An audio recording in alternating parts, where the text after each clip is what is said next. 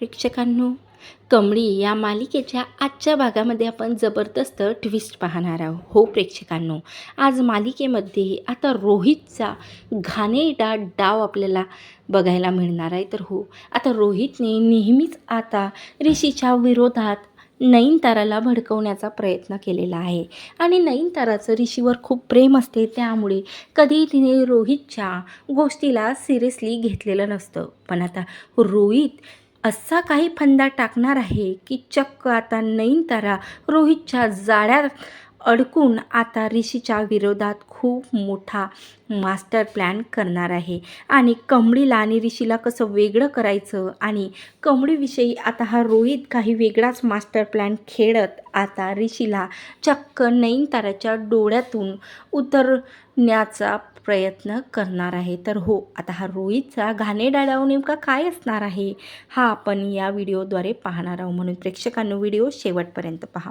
इकडे आपण तर बघितलंच की रोहित प्रत्येक बिझनेस आयडियामध्ये ऋषीने जे काही मेहनत केलेली असते ते नयनताराच्या नजरेत स्वतःनेच केली असं सिद्ध करत असते. तर इकडे मात्र आता नयनताराला वाटते की ऋषी काहीच करत नाही, पण ऋषीने खूप जी तोड मेहनत केलेली असते तो प्रत्येक प्रेझेंटेशन व्यवस्थित पार पाडण्याचा प्रयत्न करतो. पण हा रोहित काही ना काही करून बिझनेसमध्ये खूप मोठा घापला करत स्वतःला सिद्ध करण्याचा प्रयत्न करतो, ते म्हणजे नयनताराला. तर आता नयनतारा रात्री झोपलेली असते. तेवढ्यातच इकडे आता कामिनीच्या सांगण्यावरून अनिकाने खूप मोठा मास्टर प्लॅन केलेला असतो.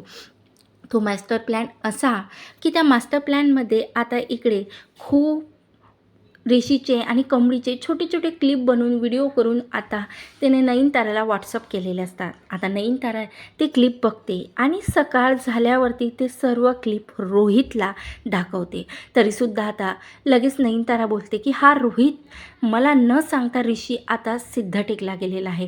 त्याला असं वाटलेलं नाही आहे की त्याच्या आईला एक वेळ तरी सांगावं की तो सिद्ध टेकला चाललेला आहे. खरंच किती निष्काळजीपणा झाला आहे ऋषीचा. आणि चल रोहित, आताच्या आता आपण जाऊया आणि त्याला चांगला जाब विचारूया. तेव्हा रोहित बोलते, हो नाही बघ ना, जाऊ दे ना गं, चल आपण जाऊया त्याला भेटायचं, खरंच त्याने तुला सांगायला हवं होतं. म्हणून आता रोहित आणि लगेच इकडे नयनतारा सिद्ध टेकला पुसता. तर इकडे मात्र आता ऋषी साधनाशी बोलत असतो आणि ऋषी बोलतो की साधना मावशी, आजपर्यंत मी तुमच्याशी साधना मावशी म्हणून बोलले, पण आज माझ्या मनातील कमळीच्या आईसमोर मी बोलत आहे. खरं सांगू का, मी तुमच्या कमळीला आयुष्यात कधीही दुःख देणार नाही. माझं तिच्यावरती खूप प्रेम आहे आणि मी तिच्याशिवाय नाही राहू शकत, कारण मी तिला घेऊन जाणार तर मुंबईत घेऊन जाणार आणि तिच्याशिवाय आता एक क्षणही राहणार नाही. कमळी माझ्यावरती प्रेम करते नाही करत मला माहिती नाही, पण माझं कमळीवरती खरंच खूप प्रेम आहे. मी लग्न करणार तर फक्त आणि फक्त कमळीवर, नाहीतर कोणा दुसऱ्या मुलीचं मला काहीही घेणं देणं नाही आहे. आता हे सर्व ऋषी जेव्हा साधनाशी बोलत असते, म्हणजेच आपल्या लाडक्या गौरीशी बोलत असते, तेव्हा हे सर्व निगी आणि कमळी ऐकते. तेव्हा आता निगी जोरात ओरडते की वा ऋषी सर, तुम्ही शेवटी कबूलच केलं की तुम्हाला आमची कमळी आवडते. आता कमळीला काय बोलावं कळत नाही. खरं तर तीसुद्धा ऋषीवर प्रेम करत असते, पण तिला सध्या रिअलाईज झालेलं नसतं, म्हणून ती एकीकडे संकटात पडलेली असते की हो म्हणावं की नाही म्हणावं. म्हणून इकडे साधनासुद्धा खूप खुश असते की तिच्या आयुष्यात एवढा चांगला लाईफ पार्टनर येणार आहे कमळीच्या. आणि इकडे मात्र आता ऋषीलासुद्धा आनंद झालेला असतो की कमळीला हे माहिती पडलं. तेव्हा कमळी आता ऋषीसमोर येते आणि बोलते की ऋषी सर, तुम्ही असा विचार तरी कसा करू शकता माझ्याबद्दल, आणि तुम्ही तर मला कधीच सांगितलं नाही की तुम्हाला मी आवडतो. त्यावर आता ऋषी बोलतो की जरी मी सांगितलं नाही ना कमळी, तेव्हा आता ऋषी लगेच त्याच्या बोटातली एक अंगुठी काढते आणि बोलते, आता तिच्या समोर झुकून बोलते की आपली मान झुकवत बोलतो की हो कमळी, आज मी साधना मावशी बंड्या या सर्व गावांसमोर तुझ्या सिद्धटेक गावात येऊन तुला माझ्या मनातलं सांगतो की माझं तुझ्यावर खूप प्रेम आहे. मी नाही राहू शकत तुझ्याशिवाय, आणि खरंच सांग ना, तू माझ्याशी लग्न करणार का. तेवढ्यातच आता तिथं हा ड्रामा बघत असते, तो म्हणजे रोहित आणि नयनतारा. तेव्हा आता लगेच हे सर्व काही अनिकासुद्धा बघत असते. आता अनिका बोलते की नयनतारा आंटीने हे बघितलं ना, आत्ता येणार खरी मजा. तेव्हा रोहित बोलते की हे बघाई, इथं तू उगाच गोंधळ घालू नको, मी सांगते तसं तू ऐक. तुला माहिती आहे ना, माझा कधीही प्लॅन खाली जात नाही आहे. आता आपल्याला ऋषीला इथून घेऊन जायचं असणार तर आपल्याला कमळीला तुला ॲक्सेप्ट करावंच लागणार. आणि त्यानंतर आता हे कमळीने आणि या साधनाने, म्हणजे जी आपल्या घरी साधना बनून राहिली ही सरू, कमळीची आई, हिनेसुद्धा आपल्यापासून खूप मोठा गेम खेळलेला आहे. ही खोटी बोलत आपल्या घरी राहिलेली आहे. आता या दोघी मायलेकींना आपल्याला चांगलाच धडा शिकवावा लागणार. पण आपण जर का आता काही बोललो, रोहित बोलते नयनताराला, आपण जर काही बोललो तर ऋषी आपल्या विरोधात जाणार आणि तो कधीही परत मुंबईला येणार नाही. म्हणून ऋषीला तुला मुंबईला घ्यायचं असेल तर आज तू कमळीला ॲक्सेप्ट कर, बाकी आता मुंबईत गेल्यावर बघू काय ते. तेव्हा आता लगेच नयनतारा टाळ्या वाजवत येते आणि बोलते की का रे ऋषी, तू इथं सिद्ध टेकला आहे आणि तू मला सांगितलंसुद्धा नाही. तेव्हा आता नयनताराला बघून इकडे मात्र साधना चकित होऊन जाते. आता कमळीसुद्धा हादरते आणि ऋषीसुद्धा. तेव्हा ऋषी बोलते की मी दादाला सांगितलं असं बोलणार. तेव्हा रोहित बोलते की अरे वा ऋषी.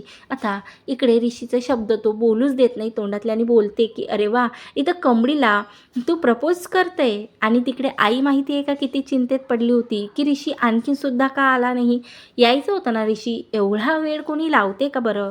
त्यावर आता इकडे लगेच रोहितच्या सांगण्यावरून आता नयनतारा खूप मोठा डाव रचते आणि बोलते की साधना, तू खरंच खोटी बोलून का राहिली. तू आम्हाला सांगायचं होतं ना अगोदर की तू कमळीची आई आहे, तरीसुद्धा मी तुला काम दिलं असतं, कारण मी ऋषीचा शब्द कधीही न पाळणार असं होणार नाही. आणि ऋषी काय रे, मी कितीदा विचारलं तुला की तुझं खरंच कमळीवर प्रेम आहे का, पण तू नेहमीच नाकारत आला. तुला काय वाटलं की माझ्या ऋषीला कोणी आवडणार आणि मी तिला ॲक्सेप्ट नाही करणार.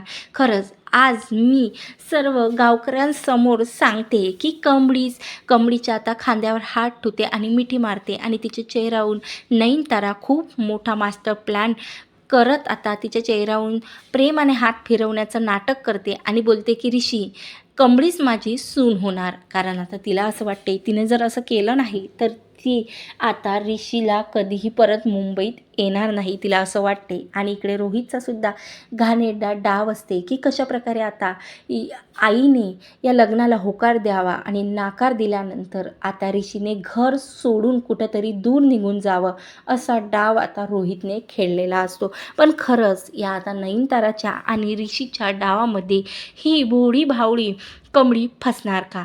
खरंच आता नयनताराने इतक्या इझिली कमळीला सून म्हणून ॲक्सेप्ट केलेलं आहे, हे गोष्ट आता कमळी खपून घेणार का. खरंच प्रेक्षकांनो, तर इकडे मात्र आता रोहितचा घाणेरडा डाव सक्सेसफुल झालेला आहे आणि ऋषी आणि कमळी खूप दोघांसुद्धा आनंद झालेला आहे. आणि जेव्हा आता सून म्हणून कमळीला ॲक्सेप्ट केलेला आहे नयनताराने, तेव्हा आता नयनतारा स्वतः कमळी आणि ऋषीला मुंबईमध्ये घेऊन जाणार असते. त्यानंतर आता नेक्स्ट डाव हा रोहित आणि कामिनी काय खेळणार आहे, खरंच खूप रंजक असणार आहे पाहणं. त्यामुळे प्रेक्षकांनो, असे जबरदस्त ट्विस्ट बघण्यासाठी माझ्या चॅनलवर तुम्ही नवीन असाल तर नक्की सबस्क्राईब करा, व्हिडिओ आवडल्यास लाईक करा. धन्यवाद. जय गजानन माऊली.